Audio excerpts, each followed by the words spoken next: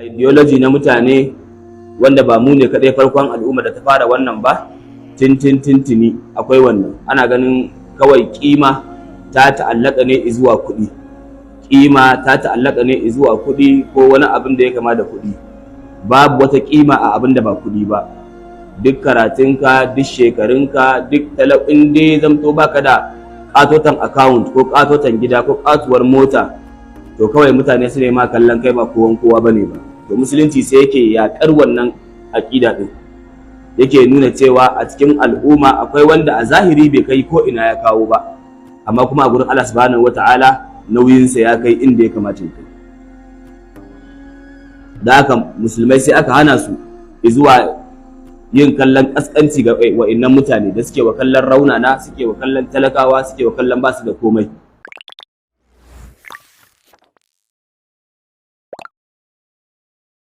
للمتقين ولا عدوان إلا على الظالمين، والصلاة والسلام على خير الأنام نبينا محمد وعلى آله وصحبه أجمعين. سبحانك اللهم لا علم لنا إلا ما علمتنا إنك أنت العليم الحكيم. رب اشرح لي صدري ويسر لي أمري واحلل عقدة من لساني يفقهوا قولي. أما بعد فإن أصدق الحديث كلام الله، وخير الهدي هدي نبينا محمد صلى الله عليه وسلم، وشر الأمور محدثاتها، وكل محدثة بدعة، وكل بدعة ضلالة، وكل ضلالة في النار. ثم أما بعد فالسلام عليكم ورحمة الله وبركاته.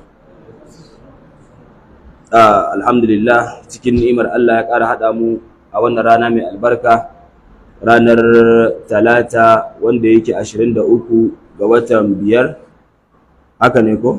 23 ga watan 5 miladiya 2023.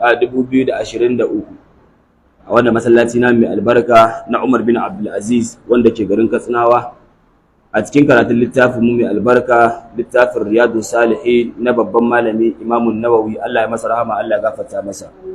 Satin da ya gabata mun gama karatu ne akan babin da yayi magana akan al-islahu bainan nasi, wato babul islahi bainan nasi, babin da yayi magana akan sasanta tsakanin mutane da kuma kawar da sabanin da ke tsakaninsu. Mun karanta hadisi da aya da malam ya kawo, innamal mu'minuna ikhwatun fa aslihu baina akhawaykum, da kuma sauran ayoyin da duk mun karanta su, mun yi bayanansu. Yau za mu tashi sabon babi na 32 wanda ke da taken babu fadli da'fatil muslimina wal fuqara'i wal khamilin. Babu fadli da'fatil muslimin wal fuqara'i wal khamilin, babin da ya fito zai yi magana akan falalar musulmai marasa ƙarfi, wal fuqara'i da talakawa, wal khamilina da waɗanda basu kai sun kawo ba, wato ƴan kuci-ku bamu, wanda ake musu kallon basu kai ko ina ba a cikin musulmai, wanda ake musu ganin cewa su ba kowa bane ba, su ba karan kaɗan miya bane ba. Wannan hadisi zai magana akan falalar wa'annan mutane, cewa ideology na mutane wanda ba mu ne kadai farkon al'umma da ta fara wannan ba, tintini akwai wannan. Ana ganin kawai kima ta ta'allaka ne zuwa kuɗi, kima ta ta'allaka ne zuwa kuɗi ko wani abin da ya kama da kuɗi.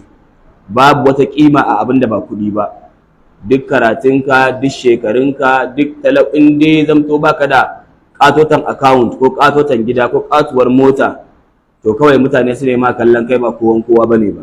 To musulunci sai yake yakar wannan aqida din, yake nuna cewa a cikin al'umma akwai wanda a zahiri bai kai ko ina ya kawo ba, amma kuma a gurin Allah subhanahu wataala nauyinsa ya kai inda ya kamata ya kai. Da haka musulmai sai aka hana su zuwa yin kallon kaskanci ga wa'annan mutane da suke wa kallon raunana, suke wa kallon talakawa, suke wa kallon basu da komai. Kaga katotan mutum ya zo masallaci saboda shi babban mutum ne, dan majalisa ne, tsohon kansila ne, tsohon gwamna ne, in zai yi sahu sai ya ture kowa, zai sahu ya bugu da kafafuwansa kamar dan shayi, haka zai tsaya. In ka haɗa kafarka tashi ya tura kafarka, da zan yi tashi gefe ɗaya saboda shi mai kuɗi ne, kaka shafa masa talauci da warin talauci. In zai sahu sai ya duba ya gani waye a gefen sanan, waye a gefen sanan. In ya ga talakawa ne duka hagu da damansa sai ya fita ya koma wani sahun. saboda kaskanta su da nuna cewa su ba su kai sun kawo ba. To wannan ba musulunci bane ba, wannan kafirci ne, wannan jahiliyya ce, ba musulunci bane ba. Allah ya bude babin da fadin cewa wasbir nafsaka ma'al ladina yad'una rabbahum bil ghadati wal ashi yuriduna wajha.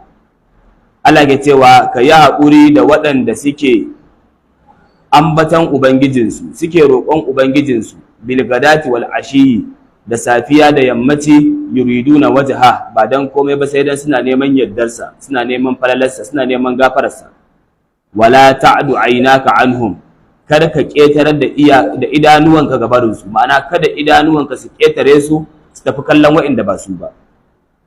Allah yake bawa annabinsa umarni, yake gaya masa cewa ya yi haƙuri da waɗannan mutanen da yake wa kallon talakawa, waɗannan mutanen da suke talakawa wanda suke dawama a cikin masallaci, su za su yi komai na masallaci, su za su yi kaza, da su ake komai, amma ba su da riga mai tsada, ba su da hula mai tsada, ba sa cin abinci mai tsada, ba su da abin da za su yi masallaci hidima.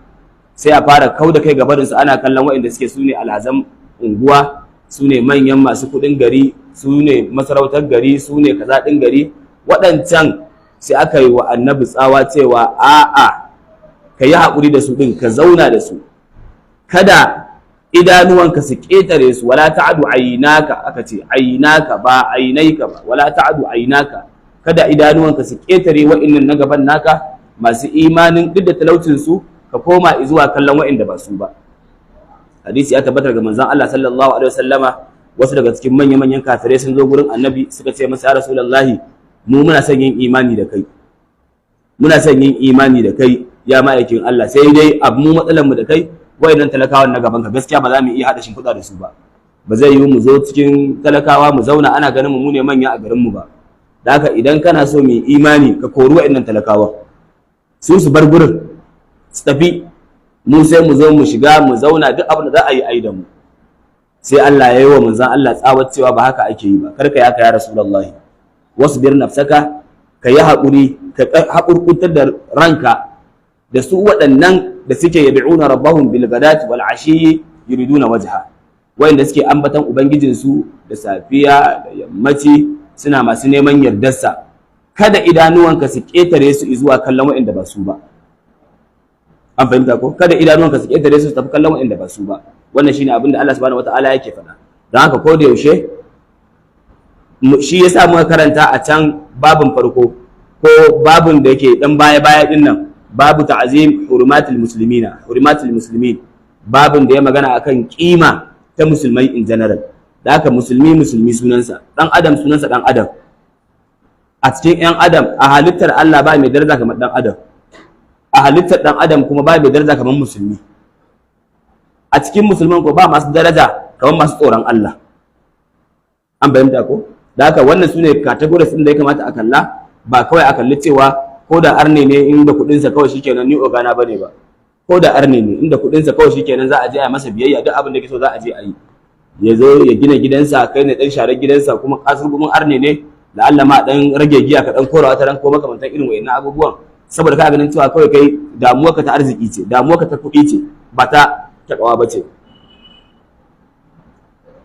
وعن حارثة وكما عن حارثة بن وهب رضي الله عنه قال daga Haritha dan Wahab yace sami'tu Rasulullahi sallallahu alaihi wasallam yaqul, naji annabi sallallahu alaihi wasallam yana cewa, ala ukhbirukum bi ahli aljanna, shin bana ba ku labarin yan aljanna ba, bana ga muku su wane ne yan aljanna ba.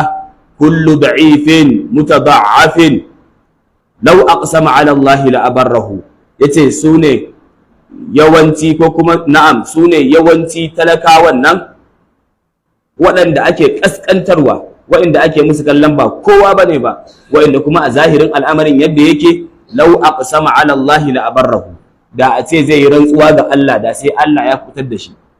Misali sai ya ce na rantse da Allah yau sai an yi ruwa, sai Allah ya sa a yi ruwan. Sai na rantse da Allah yau sai ka samu 100,000, sai Allah ya kawo hanyar samun 100,000 a yau din. Shine law aqsama ala Allah la abarrahu. Ala ukhbirukum bi ahli an-nari, shin bana ba ku labarin kuma su waye yan wuta ba? Kamar sun ce masa ya Rasulullah, fa qala sai annabi yace su ne kullu utullin, su ne wa'inda suke masu busasshiyar zuciya, marasa tausayi, masu girman kai, jawazin mustakbirin shine wanda yake mai kekasasshiyar zuciya, mai taurin kai, mai girman kai kuma. Ma'anar hadisin, annabi ya faɗa wa wannan sahabi cewa da ɗan uwansa sahabbai cewa mafiya akasarin 'yan cikin aljanna to za a ga mutum ne wanda za a gan shi bai kai ya kawo ba, mutane ma su ne masa kallon zero, in yana guri ko kallonsa ba a yi, in an haɗa hanya da shi ba a ƙara kallonsa, sai a haɗa hanya da shi ma a wuce ba san an haɗa hanya da mutum ba saboda ƙasƙancinsa. To wannan yawancinsu su ake gani a gaba-gaba a cikin aljanna. Su kuma waɗanda ake gani yawanci a cikin wuta su ne masu takama, masu girman kai, masu ganin mutane kowa bai kai ba. Sai ya ce al'utul, in aka ce al'utul shine al-ghaliz, al-jafi, mutum mara tausayi mai kirasasshiyar zuciya. Wal jawaz shi kuma al jawaz bi fathil jimi wa tashdidil wawi wa dha'i al-mu'jama, sai ya ce huwa al-jamu' al-manu' shine wanda gashi ya tara abin duniya kuma ga bakar rawa an zuba masa, ya tara abin duniya sannan kuma ba zai iya bayarwa ba, manna'in lil khairi, an gane ko shine jawwab. Sai ya ce wakila a wata ruwaya kuma aka ce shi wannan jawwab din abin da ake nufi da shi ad-dakhm al-mukhtal fi mashihi, shine mutumin da ke da girman zati, mai sura, babban mutum a jiki kenan, sannan kuma wanda yake al-mukhtal mai takama da girman kai fi mishiyatihi ko fi mishiyatihi a cikin tafiyarsa. To annabi ya ce yawanci waɗannan su ne waɗanda suke ‘yan wutar jahannama. Wakila a wata ruwaya kuma dai aka ce al-qasiru al-batin shine mutum ɗan gajere tittirna mai ƙatan ciki, ga gadarta, ga tumbi, ga kiba kenan, sannan kuma ga faɗin rai wanda yake dama na taran ne wannan, ga faɗin rai mummuna a ido, an gane ma'ana ko mummuna a ido, mummuna a zuciya. In an gan shi a ido mummuna ne, sannan a zuciya ma abin ƙi ne, saboda me abin duniya da yake da shi ba a morarsa, shi kuma duk duniya ba abokin gaba irin mai kuɗin da ba a mora.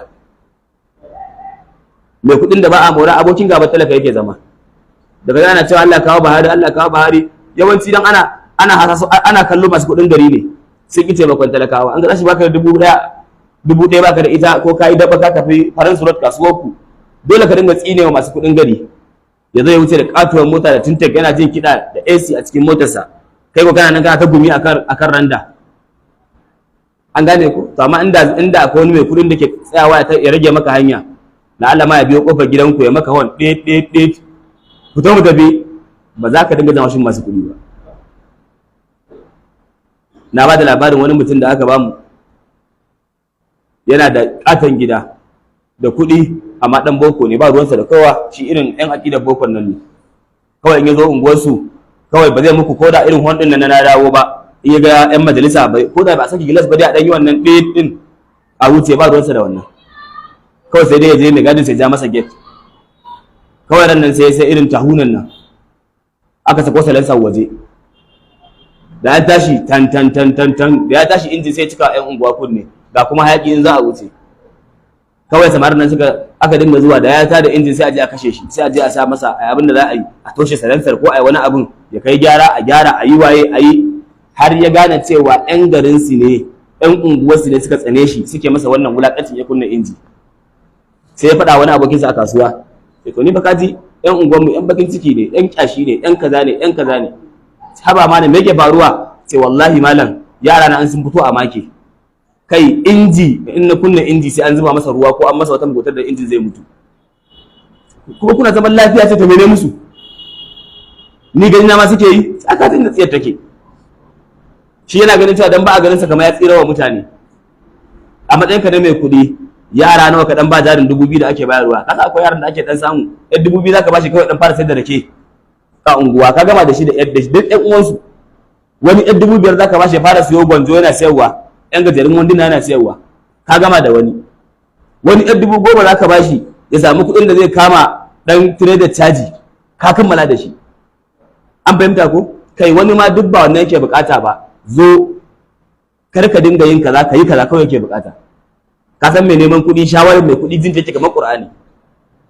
Talaka ne kai sai yanzu kamar ni dinnan Dangote zo yana ban shawara yana cewa an ka kai kuɗi ka koma kasuwar kaza ka dinga yin kaza ka fara da dako, sai ga gobe na ajiye karatu na koma dako cikin kasuwa. Haka ne ko? To in wani mutumin abin da kawai ke bukata kenan ka kira shi ka bashi shawara kaza kaza kaza kaza kaza shi kuma ya dauka da zai yi abin da zai yi. Yana dawowa unguwa bai nuna musu ya gane abin da suke yi ba. Da haka yana dawowa unguwa kawai sai fara kokarin ya za a yi ya samu wannan, ya je wannan a biya masa kuɗin makaranta, wannan a ɗan kai masa abin da za a kai masa, wannan a yi masa abin da za a yi masa. Haka wa'innan matasan da suke ganin sa a matsayin abin ƙi, a matsayin abokin gaba, yau gaba ɗaya sai suka koma suka dawo su ne waɗanda suke zuwa injin da yake ƙara su suke kunna shi. Injin da yake damun su da ƙara yau su ne masu kunna injin. An gane ko? Kuɗi ya yi masa rana. Zaka in kana da kuɗi ka taimaki 'yan unguwa za su kalle ka kamar wani jigo a cikin unguwar. Amma baka taimaki kowa ba, abokin gaba ne kai. To irin wa'annan mutanen wa'anda za ga cewa ga damar Allah ya ba su sai dai su ta takama da girman kai, ba su taimaka wa kowa ba, suna ma kyamar kowa, suna ganin kowa ma kazanta ne. To irin wa'annan su suka fiyawa cikin jahannama. Allah tsare mu, Allah ya kiyaye mu. Hadisi na biyu, wa an Abil Abbasi Sahal bin Sa'd as-Sa'idi radiyallahu anhu qala, yace marra rajulun ala nabi sallallahu alaihi wa sallama, wani mutum ya wuce ta gaban manzon Allah sallallahu alaihi wa sallam, fa qala li rajulin indahu jalisin, sai manzon Allah ya ce da wani mutum da ke zaune a gurin sa, sai ya ce masa ma ra'ayuka fi haza, me ya ra'ayinka ga wannan mutumin da ya wuce kuwa? Fa qal, sai wannan sahabi ya ce masa rajulun min ashrafin nasi, ai mutum ne daga cikin manyan mutane wannan bawan Allah, kana ganin sa ya rasulullahi. Haza, wannan mutumin wallahi ina maka rantsuwa da Allah, hariyun in khataba an yunkaha, ya cancanci da ya nemi aure a bashi. Wa in shafa'a an yushaffa'a, ya cancanci da ya nemi taimako a yi masa, ma'ana da ya shige ma gaba yanzu nan za a yi maka. Ai in kana so yanzu nan alhaji wane ya ma kaza, to ka je gurin wani, to da ya shige ma gaba yanzu nan za a yi maka. In ya je neman maka aure yanzu nan za a baka. Duk abin da ya shige ma gaba ya ce a yi maka yanzu nan za a yi maka.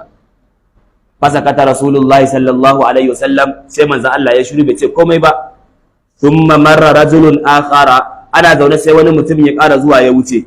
Fa qala lahu Rasulullah, sai manzon Allah ya ga wannan sahabin nasa dai sallallahu alaihi wasallama, ma ra'ayuka fi haza, to wannan me ra'ayinka kansa? Fa qal, sai ya ce ya Rasulullah, ya ma'aikin Allah, haza rajulun min fuqara'il muslimina, wannan ai mutum ne daga cikin talakawan musulmai. Haza hariyun in qaba Allah yunkaha, ai wannan mutumin da ganin sa tabbas ko ya nemi aure ba mai bashi yasa ya aura. Wa in shafa'a la yushaffa'a, inda zai je neman ceto ko neman agaji ba za a yi masa ba. Wa in qala Allah yusma'a liqaulihi, inda ko zai faɗi kalma ba za a jima abin da yace ba mai sauraron sa a cikin mutane. Fa qala Rasulullahi sallallahu alaihi wa sallam, sai manzon Allah sallallahu alaihi wa sallama yace wa wannan mutumin, hada khairun min mil'il ardi mithli haza, to wallahi wannan din da kake gani wannan talakan ya fi alkhairi sama da cikin duniya na irin wancan mutumin. An gane ko? Wannan mutumin guda ɗaya, inda za a tara mutanen duniyan nan gaba ɗaya irin waɗancan mutanen ne, to da wannan guda ɗayan duka yarin jaye su. Ai bai ci ma'ana hadisin. Me ya kalla? Shi kawai ya musu hukunci da zahiri ne. Kawai wancan rigarsa mai tsada ce, gezina ya sa. In yadi ya sa yadin akalla ya kai 12,000 yadi ɗaya. A jikinsa dai kawai an sa ta 150 a wankan rana ɗaya, a hakan ma agogon bai ɗauko babban ba. Takalmin ma bai ɗauko babban ba. Amma a rana ɗaya ya shiga dai wata 200,000 ta dinga ƙara a jikinsa. Wani kuma ya zo da 'yan jallabiyarsa ta ustazai, irin ta man sa'idin nan. Ya dan baka yajin labiyarsa dai haka kana ganin ta kamar an kwato ta da yar tashi kafe nacin sa dai rakanin mu je gona, ba abin da ya shalle shi. Da haka da an gani ko a hanya ake kai dan karota in ka sa riga sai ya dinga gyara maka titi, barka da zuwa, bismillah, shiga tana. Haka suke yi ko? Dan sanda in ka wuce da riga sai ya ce mun sa, yana jira ka dan yaka dan dauko 200 ka bashi, kai fa da yajin labiyarka yana ma kallon ka, sai dai ta harara kai ga laifin mai kai ka sa sigina ko kuma a'a ba ka ba da fitila in ma yana ma wani sai ya zo gaban kai ce kuna fitila ka magani ka da fitila da rana fa dan na hol mu ji ɗet akwai hol sai ka lamba ka ta baya sai a daki ba shi ka ce to je ka ba maciya a jikinka amma an ka zamto ga ka tabarakallah masha Allah ka sa rigarka ka sa hularka an yi wanka ya bi jiki to da ka zo wucewa sai ga ko ta kai ba a yi sai ba a dinga gyara ma hanya barka daga idan ka yake kallo ba mashin ɗinka ba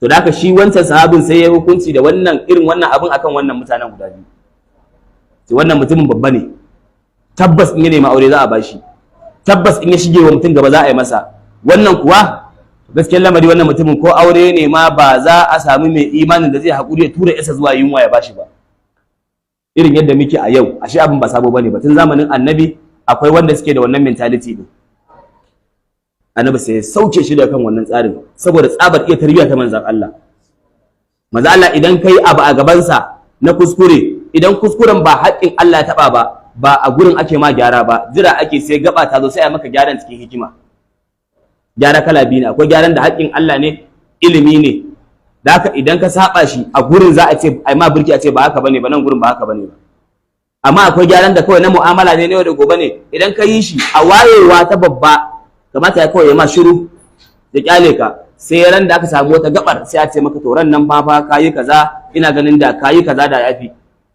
ga shaidar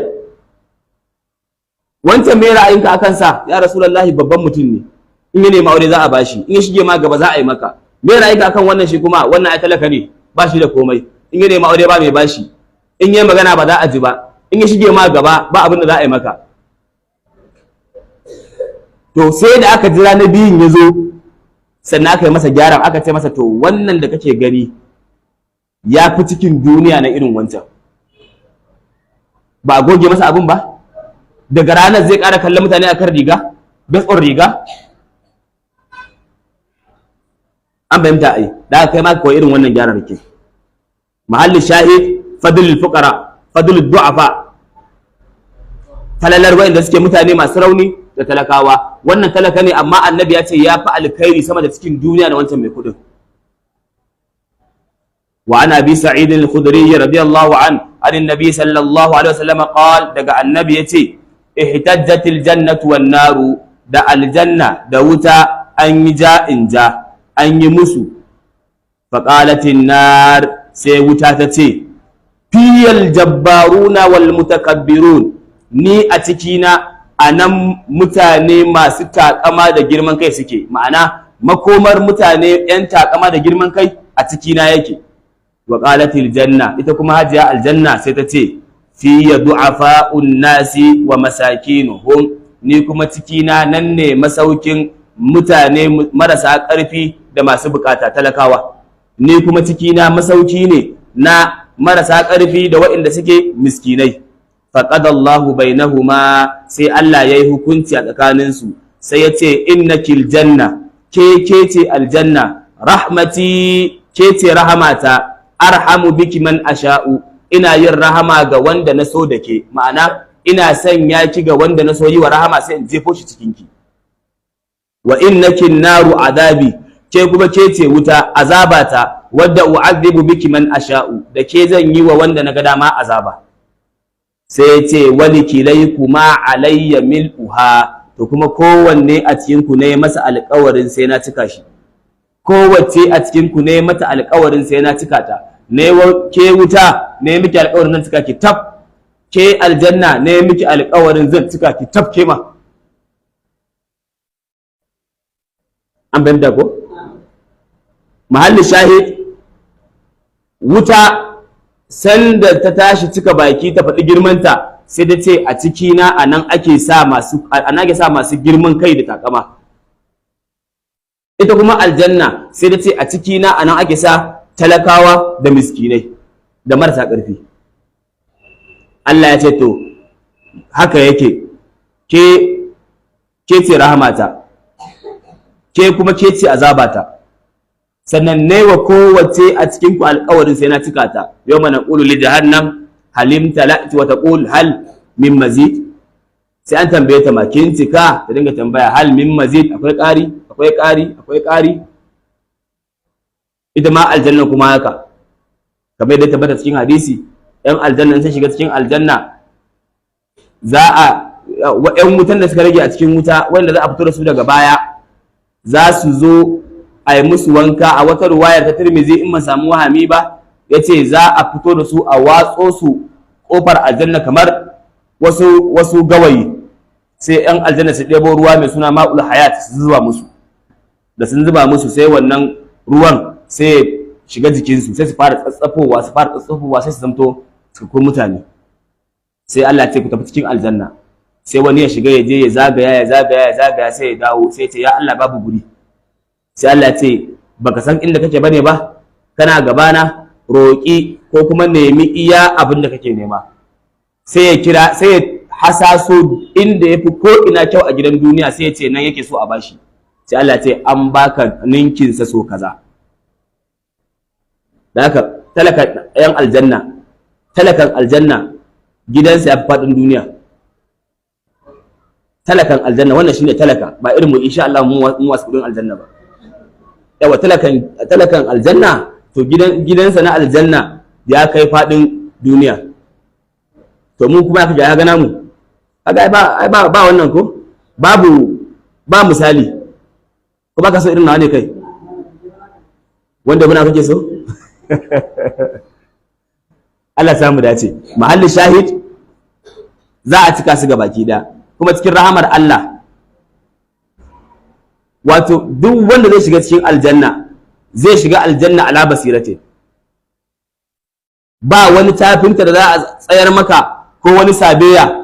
Ka san ka je ka sai fili alan yanzu za a baka takarda ne kawai ce an sayar maka da plot mai lamba 230, da haka in ka zo unguwar da aka sayar maka sai ka nemo sabeya da lamba a jiki, da ka kira shi malam wani da Allah ni ne na sai fili mai lamba kaza, yana zuwa zai an shi takarda da ce original ce, lamba kaza ne, sai ya tsaya a nan sai ya duba ma sai ya ce maka to ga filinka nan, wannan shine filinka daga nan izuwa nan izuwa nan izuwa nan, ka gane na gane, to ya alama, sai kai alama sai kowa ya tafi kai da shi.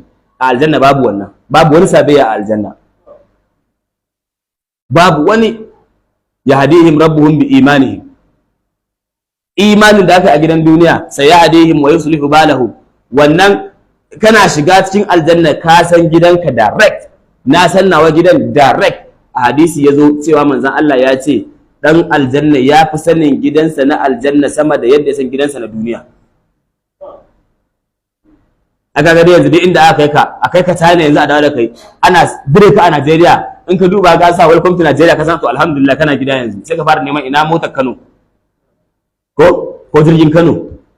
Kana zuwa Kano da an ce ga ka a Aminu Kano airport, ko kuma ga ka zo an sauke ka unguwa uku tasha, in baka da kuɗin jirgi sai ka ba ta yin to yanzu ina motar Basira take. Kana ganin kunan Madugu ka gane cewa dan kunan Madugu ce. To ina mashin dan ta ɗaya mai zuwa Katsinawa, ko mai zuwa unguwar Yarbawa, ko mai zuwa unguwar Takari, duk ma inda zaka je dai ka sai kawo mashin kuma aje a aje ka. Ana aje ka san gidanku ga gidanku nan inda yake, ko ga gidanka nan inda yake.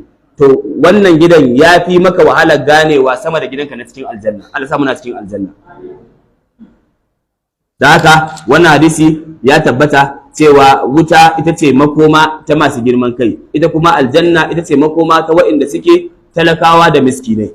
Wa ana bi hurairah radiyallahu anhu an rasulillahi sallallahu alaihi wa sallama, daga annabi sallallahu alaihi wa sallama yace innahu la ya'ti ar-rajulu as-saminu al-azimu, yace haƙiƙa mutum zai zo as-samin mai jiki, al-azim qatoto yawmal qiyama, zai zo ranar al-qiyama.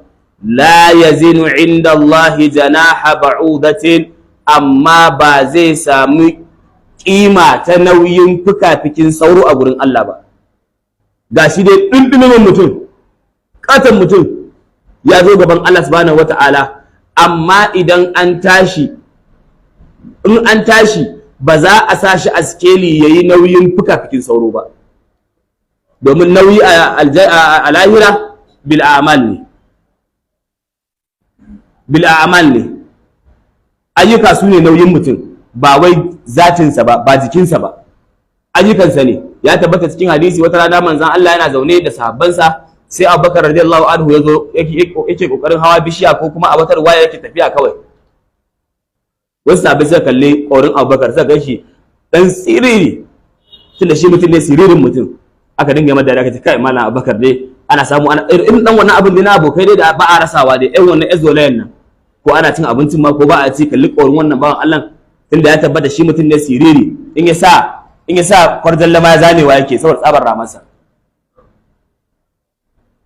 Annabi ya kalle sai ce to wallahi wannan da kuke rainawa inda za a ɗora shi a mizani, a ɗora mutanen duniya a mizani ɗaya, to sai ya imaninsa sai ya rinjayi imanin mutanen duniya.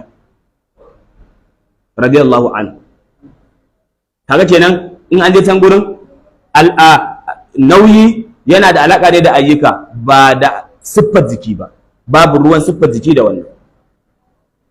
Wani fiqhun kuma na hadisin again yana nuna cewa ranar alkiyama jikin da ka mutu da shi kake tashi. Jikin da ka mutu da shi zaka tashi, ba wani sabon jikin za a yi maka ba. Ai akwai wannan magana ko wani zaka ji ana cewa ai in ka mutu sabon jiki za a yi maka, saboda jikinka na gidan duniya ba zai dauki ni'ima aljanna ba zai dauki azabar wuta ba zai dauki kaza ba, makamantan irin wayannan abubuwan. Gaskiya lamari wannan akwai ta ba babu ita ba, amma kuma dai a iya abin da Allah ya fahimtar da ni ita ce mai rauni, wanda yafi ingancin shine wanda jikin da ka mutu da shi zaka tashi, bayan ya bi kasar, ya bi duk abin da zai bi, to ran alkiyama kuma za a ce masa to ya taso ya dawo yadda yake. Imam Ibn al-Qayyim ya kawo wannan, yayi bayanin sa filla a cikin littafin sa Al-Fawaid, sanda yake kawo fa'idojin da suke cikin suratu Qaf. Kada alimna ma tanqusul ardu minhum wa indana kitabun hafiz. Allah ya cewa mun san iya abinda ƙasa ta ci daga jikinsu, mun san iya abinda ƙasa ta ɗebe daga jikinsu, da haka za mu ce mata ta dawo da wannan abin, ta dawo da shi a tashe ka da haka. أنا يحيي هذه الله بعد موتها فأماته الله 100 عام ثم بعثه قال كم لبثت قال لبثت يوما أو بعد يوم قال بل لبثت 100 عام فانظر إلى طعامك وشرابك لم يتسنى وانظر إلى حمارك. gashi nan Allah ya kawo ya karshe ga cewa wanzur ila al-izami kaifa nunshizuha thumma naksuha lahma. Ka kalli jakinka shekara 100 kai kana nan gurin ga abincinka nan kalau, amma kalli jakinka shi kuma ya radaddage, ya bi ƙasa, ya bi duk inda zai bi, ƙashin ma ya fara rabuwa, wannan an ja shi can, wannan an ja shi can gurin. Yana tsaye kuma ya ga ana dawo da komai na jikinsa ana haɗawa, da fa tambaya yake yi da zai wuce, ya ga wani garin ya mutu haka, kamar irin garin nan an ƙone shi, an yi gobara. Sai yake mamaki, yake cewa to yanzu dan Allah, ta ina Allah zai tashi wannan garin? Ta ina Allah zai sa wannan garin ya dawo kamar gari a gobe? Dan a nuna masa ƙarfin ikon Allah, kawai sai Allah ya kashe shi a gurin. Da ya kashe shi sai da shekara 100 a mace ya tashi, abincinsa kalau, amma kuma jakin da yake kai ya dagargaje da fatar da gashin da komai sun ƙare, ƙashin ma sai ɗan abin da ba a rasa ba. Allah ya dawo da komai ya haɗa shi yadda yake. falamma tabayyana lahu, me yace? Qala alamu anna Allah ala, sai ce lalle kon ni yanzu nayi yaqini, na tabbatar Allah mai iko ne gurin yin duk abin da yaso zai yi. Da haka mahallin shahid, in ka tashi ran alkiyama zaka tashi ne da gangar jikinka, ba za a yi maka sabon gangar jiki ba, da jikinka dinnan da shi zaka tashi. Siriri a siririn zai tashi. Ga ma'anar ko mun ganta a cikin hadisin nan, yu'ta ko kuma innahu la ya'ti ar-rajulu as-samimul azim yawm al-qiyama. Za ga mutum ka kaura kato ran alkiyama ya zo gaban Allah, amma bai kai nauyin fifficen sauro ba akan mizani, saboda bai aiki komai ba sai aikin banza. Allah ya kiyaye mu, Allah ya shirye mu. Wa anhu anna imra'atan, daga Abi Hurairah yake cewa anna imra'atan sauda'a, haqiqa wata mata baka, kanat taqummul masjida, ta kasance tana share masallacin Annabi sallallahu alaihi wasallama, aw shabban ko kuma wani saurayi, an samu sabanin ruwaya kenan, yace ko dai wata mata baka ko kuma wani saurayi baki ya kasance yana share masallacin Annabi sallallahu alaihi wasallama fa faqadaha aw faqadahu, wata rana kawai sai manzo Allah ya ga baya ganin wannan matar ko kuma baya ganin wannan saurayi. Fasa'ala anha aw anhu, sai Annabi ya tambaya dangane da ita ko dangane da shi. Wai ko ina wannan mai share masallacin nan, ƴan matan nan, ƴan bakan nan, ko ina saurayin nan ku mai mana share a masallaci? Faqalu, kawai sai suka ce masa mata, ai ya mutu. Qal, sai manzon Allah ya ce afala kuntum adantumuni bi, yanzu bai kamata ku gaya min mutuwarsa ba? Yanzu me ya hana ku gaya min mutuwar cewa wannan bawan Allah ko wannan baiwa Allah ta riga ta mutu? Sai ya ce faka annahum saggaru amraha, abin da yasa su ba su gaya masa labarin mutuwar ta ba ko mutuwarsa ba, suna ganin ai wannan ba wani mutum bane da ya kai ya kawo, ba wani hamshakin mutum bane ba, mutum ne fa adi irin kowa da kowa. Dan me za a gaya manzon Allah mutuwarsa? An bayyana ko kamar kai a ce a gidanku akwai almajirin gidanka, akwai wani abokinsa da wata ran za a zo haka dai kaga kullum in za a zo karba abinci gidanka shi yana can gefe yana jira. In ya mutu wata rana ai ba za su iya zuwa su baka labarin cewa ai ya mutu ba. Haka ne ku, amma inda malamin su ne zai mutu ba za su gaya maka. Ma'ana in kaga ana ba da labarin wane ya mutu ga wanda bai da alaka da shi, to ana ganin girman wannan mutumin ya kai ne. In bai kai ba za ka ji ba ma. Shi yasa duk takamarka, duk girman kanka, wallahi al'azimu sai ka shekara 10 da mutuwa wani bai san ka mutu ba, wanda ya san ka. Ka gama takamar ta, ka gama girman kan da isar da duk wani abu, ka samu kuɗin, ka samu karatun, ka samu kaza din, amma wallahi sai ka mutu da shekara 10 wani bai san labarin ka mutu ba. Kuma wannan baya duk fadda sana a gidan rediyo, duk gidan rediyon nan da sa a gidan rediyo, ai wani Allah ji kan wani ya mutu, sai an yi shekara 10 wani bai san cewa ka mutu ba. Da haka kawai kai dai in za ka yi abinka ka yi wa Allah, in ka mutu shikenan. Da haka manzo Allah sai ya aibata musu, yake cewa dan me ba a ban labarin mutuwarsa ba. To sai ya faɗi shi mai ruwayar Abu Huraira, sai ya faɗi asalin gundarin abinda uzurin sahabban, abinda ya hana su gaya manzon Allah, faka annahum saggaru amraha aw amrahu, abinda ya hana su shine sun kaskanta al'amarin wannan matar ko sun kaskanta al'amarin wannan saurayin, suna ganin cewa ba sai an gaya manzon Allah mutuwa ba, tunda an masalla an kai shi ba shikenan ba kuma. Faqal, sai manzon Allah ya ce dulluni ala qabri, ku nuna min kabarinsa ko kabarinta. Fadalluhu, sai suka nuna masa kabarin. Fasalla alaiha, sai manzon Allah ya je yayi mata sallah akan kabarin nata bayan ta mutu. Bayan ta mutu ya mata sallah akan kabarinta. Wannan ya inganta, ana yi. Wanda suke bibiyar karatunmu na Bulughul Maram, a san da muka yi babun mun yi a cikin janaiz, kitabul janaiz na Bulughul Maram, mun yi wannan hadisi, mun karanta hadisi ingantacce cewa ana yin sallah akan kabari, ba sallan azhar ko la'asar ba, ba farilla ba, ma'ana sallar gawa ga wanda ya mutu ba a yi masa sallah ba, ko kuma wanda ya mutu wani na jikinsa wanda yake ganin bai samu sallah ba yana son yi masa sallah, to ya halatta ya iya masa sallah akan kabarinsa. Wasu malaman suna sa kaidi idan bai wuce kwana 3 da mutuwa ba.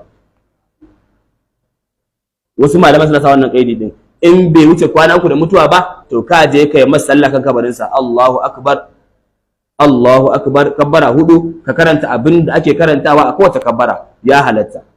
Ba babin muke ciki a yanzu ba, in Allah kai mu babin a cikin fiqhun da muke yi, ma yi bayanin filla filla. Thumma qal, sannan sai ya ce inna hadhihi alqubura, haqiqa wa innan qaburbura mamlu'atun zulmatan ala ahliha, haqiqa cike suke da baki, cike suke da duhu.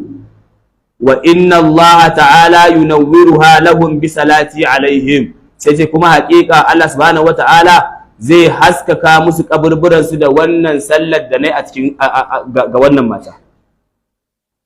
Sai malamai suka ce to wannan ƙarin inna hadhihi alqubura mamlu'atun zulmatan ala ahliha, cewa wa'annan kaburburan suna cike da duhu ne, Allah kuma ya haskaka su da sallar da nayi, suka ce to wannan idraji ne. Idraji ne. Shi kuma idraji a gurin malaman hadisi shine mai ruwaya ya kawo wani sharhinsa ko wani ra'ayinsa ya sa a cikin hadisi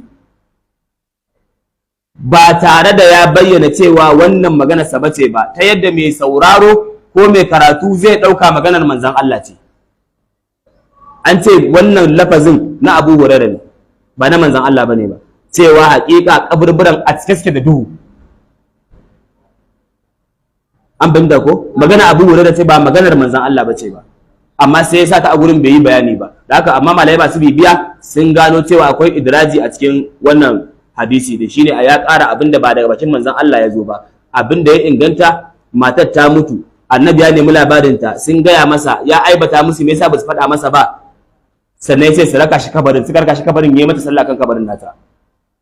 Da haka daga nan gurin hadisin annabi ya ƙare, sai wannan magana ita ko ta Abu Hurairah ta kamar yadda malaman suke faɗa.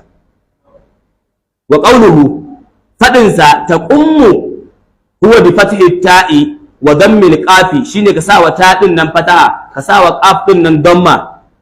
Ai taknusu tana sharewa, taknusu tana sharewa. Wal umamatu, in kuma ka ce al umama shine al kunasa, dattin da ake wannan din, dattin da ake samu ko kuma ita kanta sharar. Wa adantumuni, ma'ana adantumuni bi maddil hamzati, ka sawa hamza din nan madda, ba azantumuni ba, azantumuni. Sai ya ce ai a'lamtumuni, me yasa ba ku sanar da ni kun gaya mun ba cewa ta mutu ita wannan mata din. Mahallin shahid, matar baka ce, talaka ce, amma ta ne wa masallaci hidima. Da haka da annabi ya kwana biyu bai ganta ba, sai ya tambaya ina take, sai suka bashi labarin ta mutu. Wannan ya kamata, haƙƙi ne kan shugaba, duk sanda ake tare da wasu al'umma a gaba a gansu ba kwana biyu, da shugaba da duk wani mutumin kirki ana bincika halinsu a gaya suke. Misali, kwana biyu ba ga malam wane ba, ba ga alhaji wane ba, ba ga ɗalibinka wane ba, kuma kana ganin sa da, kuma ka ɗan duba ɗan wayan nan kaga bai yi status ba, lafiya kaza, ya kamata ka binciki makota kuma na kusa da ku. Ina kowa ne, ya zo masallaci ko ban gan shi ba, a ya zo wallahi, ina kowa ne, ya zo kasuwa, ya zo, ina kowa ne, ya zo kaza, a bai yi ba kaza ba, bai da lafiya ne. In baka irin wannan abun, abubuwa da yawa na ƴan uwanka za su wuce ka baka san ma ana yi. Wannan ko ba a kallon talauci yayin yin sa ko kallon kuɗi, ba sai alhaji wani ake nema ba, malam wani ma na da haƙƙin a neme shi, talaka wani ma na da haƙƙin a neme shi, ba sai alhaji wani kaɗai ba. Wa anhu, daga Abi Huraira qala yace qala Rasulullahi sallallahu alaihi wa sallam, annabi sallallahu alaihi wa sallam yace rubba ash'ata agbara, da yawa wani mutumin da ke da gizo da ƙura, mutumin da ke buɗu-buɗu mai datti, madfu'in bil abawabi, wanda ake tunkuɗe shi a duk sanda ya zo ƙofar mutane. Kai me kake a nan gurin, matsa daga nan gurin. An fahimta, madfu'un kenan. Kaga mutum yanzu kamar kai, in ka je gidajen masu kuɗin nan irin Nasarawa ko gidan manyan tsoffin ma'aikatan nan, da an ganka a tsaye da yajin lafiya ka ko da ɗan kayan ka ne tabarakallah masha Allah, sai ka ne gaji na matsawa. Kai waye nan? Lafiya me ake yi? Ban gurin. Amma inda zai kai ma ka faka da ta galleliyar mota da wata mai karas ka bude mota kafin ka fito mata ranar gaba daya ji har bakin gate din nasa, me zai ce maka? Barkar zuwa Allah bai, ana neman alaji ne. Haka ake yi. In ka zo a talakanka tsawa yake ma tafi, dan maula ne kawai. Amma in ka zo da rigarka kuma business ka zo kawowa kai. Da haka mutane ba sa san me haka, sun fi san me haka, sun fi son da za a karba ba wanda za a dankawa ba. Wanda zai zo a ƙari sun fi so, ba wanda shi in ya zo sai dai a ƙarar da shi ba a san wannan. Na'am.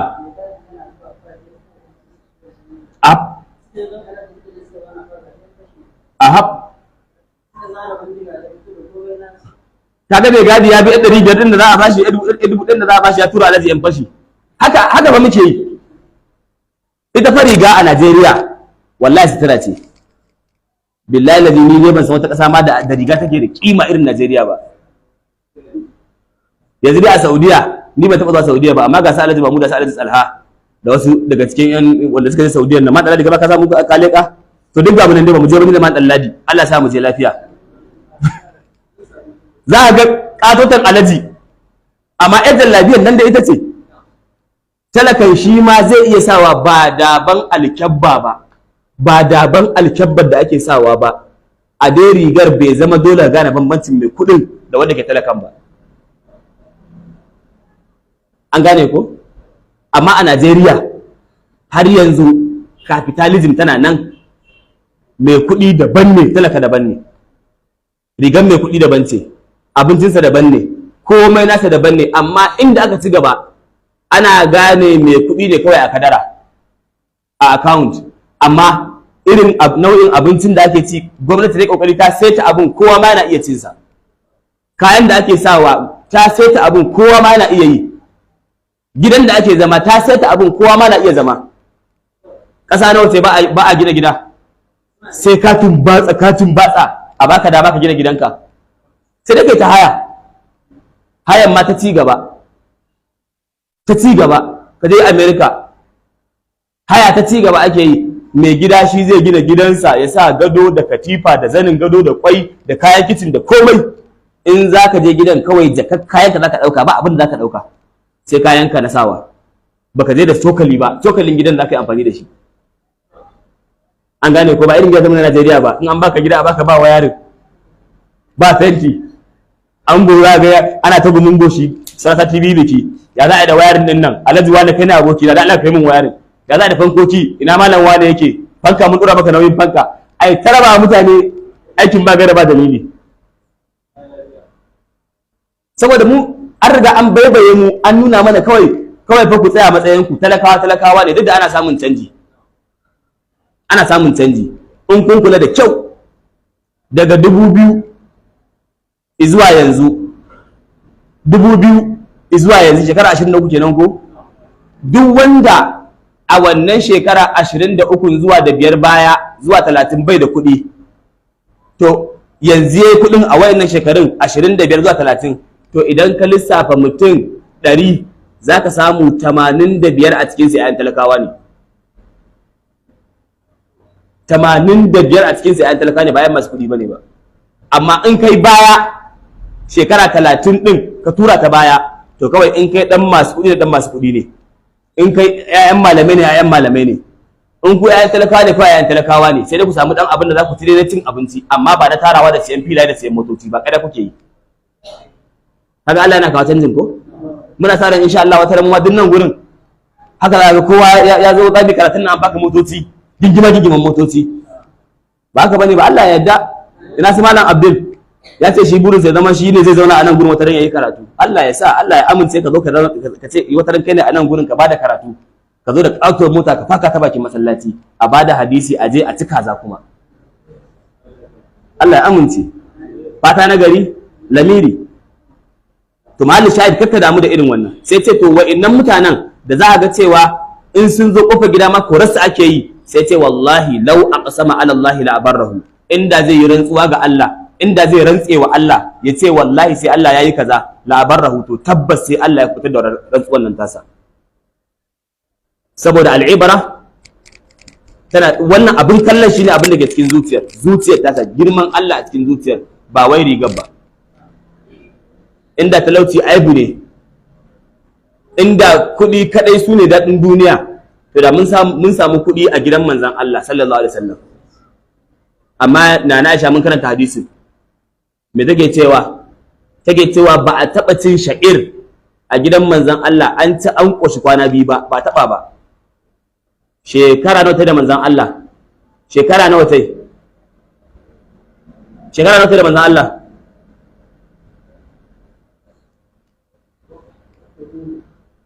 aho tambaye ku nake tara da manzon Allah me yasa kace tara ta da manzon Allah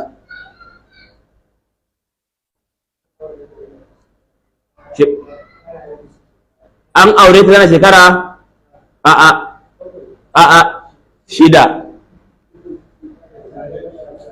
an tare da ita shekara tara annabi ya rasu ya bata tana shekara nawa 18 sai ka ɗebe tara a cikin 18 nawa zai rage?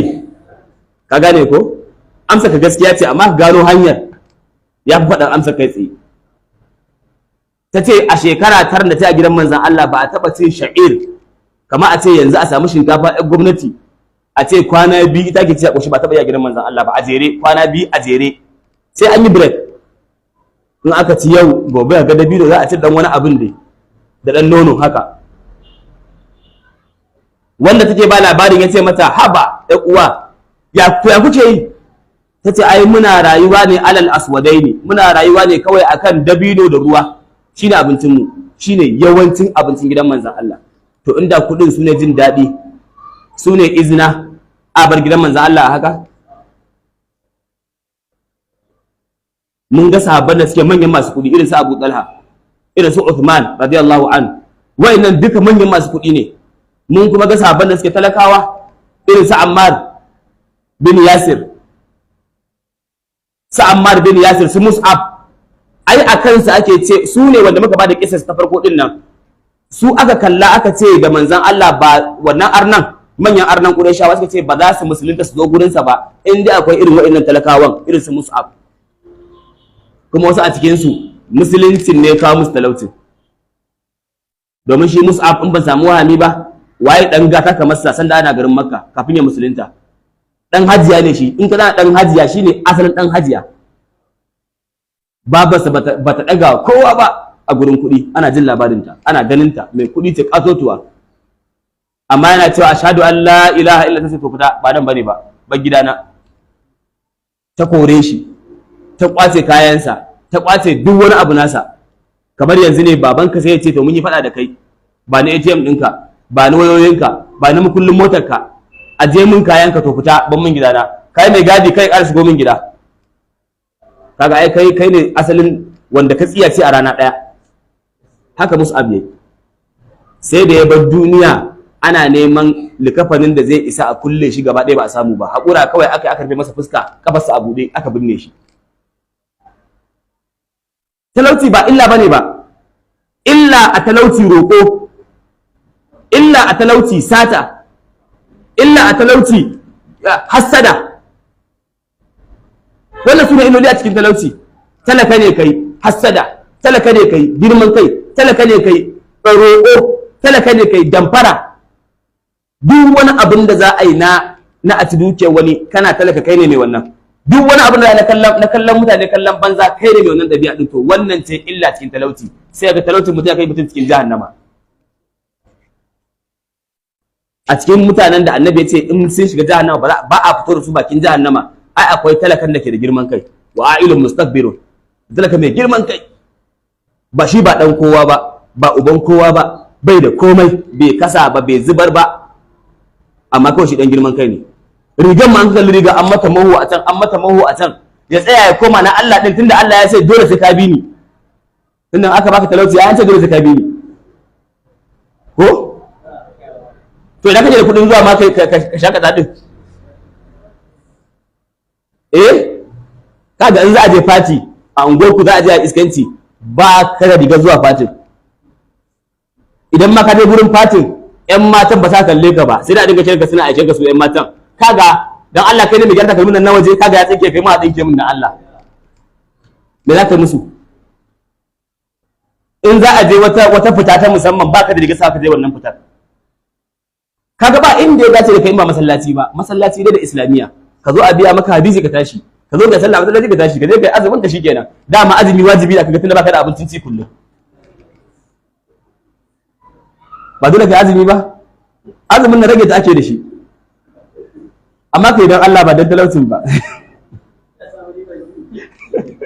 Ka samu riba biyu.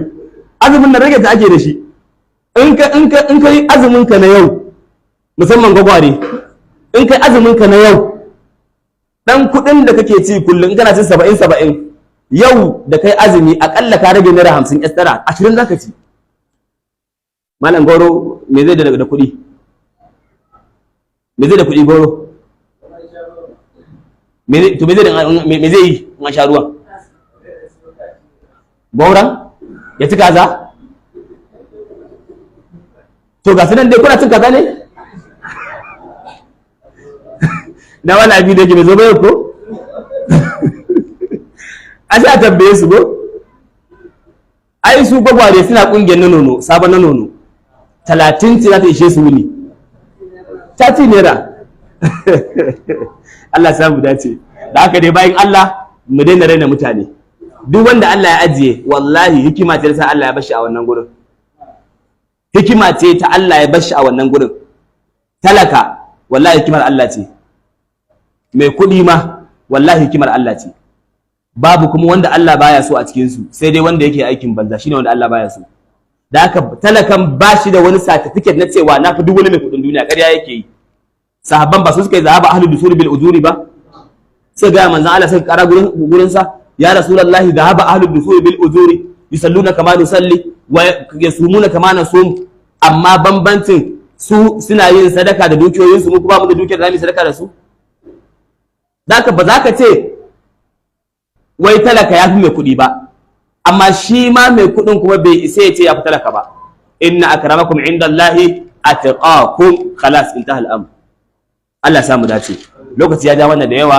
akwai kuma hadisi daya hadisin kuma dogo ne kware da gaske inda muna da dama da mun karasa shi amma za mu haƙura mu tsaya iyakan nan gurin in Allah ya kai mu sati mai zuwa sai mu karasa abin da bamu karasa ba mu shiga sabon babi abin da muka yi daidai Allah hada mu cikin ladan kuskuren mu kuma Allah gafarta mana shi ya ubangiji muna tawassuli da dukkanin ayyukan mu na alkhairi ya Allah iyayen mu da suka gabace mu Allah kai musu rahama ya ubangiji ya Allah yan kasuwar mu ƙara buɗa musu ya Allah ɗaliban mu Allah ƙara musu hazaka da basira ya Allah shugabannin mu Allah ƙara musu adalci ya Allah wannan guri namu Allah kai masa albarka marasa lafiyar mu wanda suke gida da wanda suke asibiti Allah ka ba su lafiya mata da suke da ciki ubangiji Allah ka sake su lafiya Allah ka ba mazajen abin da za su rufa musu asiri ya Allah ƴaƴan da ka ba mu Allah ka ba mu ikon yi musu tarbiyya ta alkhairi Allah ka ba mu ikon yi musu tarbiyya ta gaskiya subhana rabbika rabbil izzati amma yasifun wa salamun alal mursalin walhamdulillahi rabbil alamin assalamu alaikum wa rahmatullah